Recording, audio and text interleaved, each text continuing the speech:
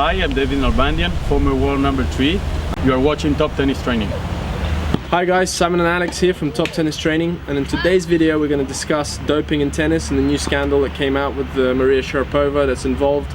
And yeah, we just want to discuss, have a little kind of see what you guys think. You can leave comments below, and yeah, it'd be interesting to hear your views, but this is kind of, we're going to try and discuss and see what we think. Yep.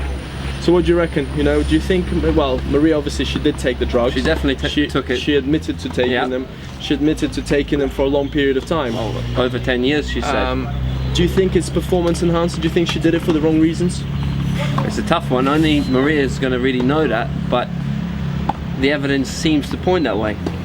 I mean, the new evidence shows that you know, the drug is only supposed to be taken for 4 to 6 weeks, right? Exactly. So if she's been taking it for 10 years, why would she be doing that, right? Exactly. So that's a pretty bad one. The thing for me, what I find really kind of interesting is the fact that so many of the athletes, especially the Russians, have been tested for 350 in the last year. Yeah, and failed for taking that substance. So are all of them having those, you know, health issues? Probably not. Especially, exactly. But then again, now I'm thinking, you know, when you read about the drug, it doesn't seem to give you that much of a boost, of a performance enhancer.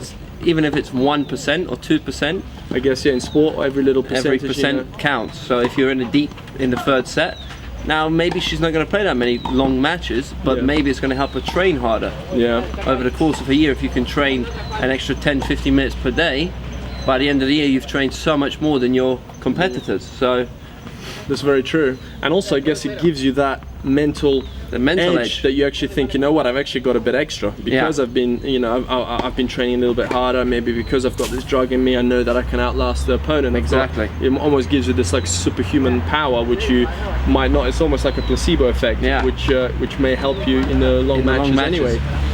So that could be an interesting kind of thing about, you know, the drug. And what do you think about her coming out before it became public that she had failed and actually going to the press directly? Do you think that was a smart move by her? I guess she knew it was going to come out eventually. She knew it was going to come out. She knew she had to kind of beat the press to give her story, her side. And I think that was more of a PR move. I think she might have been advised to, look, you know, it's going to come out, you might as well come out first and admit to it and actually own up to it. And it's a big one, isn't it? It might put you in a better light, but I mean, a lot of the players and a lot of the past athletes have defended her, you know, and they said, look, there's no way she would have taken it, would have abused it knowingly. But it's interesting the fact that drug wasn't on the banned list until 2016. Did they know about the drug beforehand?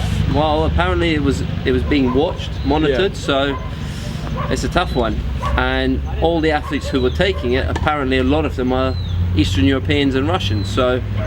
And it's banned in America before this year. Do you think they have the same like pharmacy that's providing same it to them, family doctor? What do you think about John McEnroe coming out and saying that he defends it, and anything that is legal, basically, if you have an edge, take it. If you can take an edge over your competitors, use it. Yeah, but it's the same. Like, say, you know, a lot of the athletes use creatine, for example.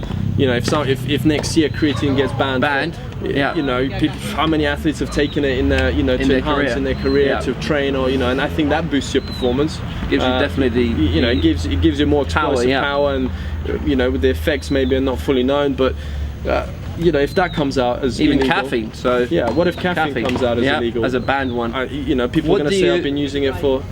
Is caffeine illegal if you take it too much, though? I think so. I think there's limits. There are limits. There are limits. What do you think about making all drugs completely legal in sport? Making it, everyone just take what you want, as long as you don't kill yourself. Or even if you do, it's your own fault. Maybe they should just have a few tournaments per year where that's allowed. You know, everything's legal. The tennis extravaganza. This is where, you know, the body gets pushed to the limit. You know, and they just anything goes. Themselves fully. Yeah, and but I guess when you if that ever happened, then you'd almost see the athletes that have entered those tournaments, you'd be kind of questioning them on the other ones as well. You'd be thinking, are they taking anything else? And it would be an interesting one. Definitely. How many of them are actually taking it right now, and we just don't know? Because only those guys know, really. Because the testers are actually far behind the pharmaceutical companies that are providing. The scientists are always a step ahead of the testers, so it's a big one. we could talk about this for hours, I think. What about playing drunk? Do you think? Have you ever tried it? No comment. No comment. Well, guys, let us know what you think. Yeah. You know, should that drug be allowed?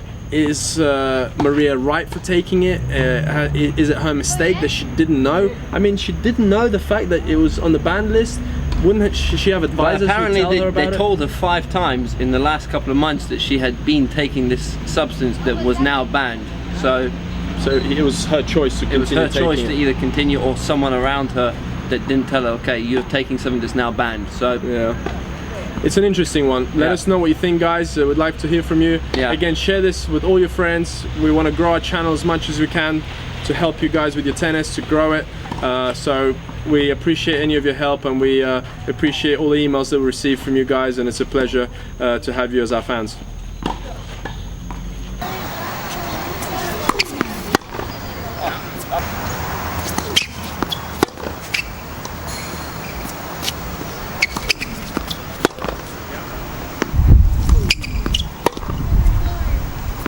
If you want to learn the secret of my return, just click the button below.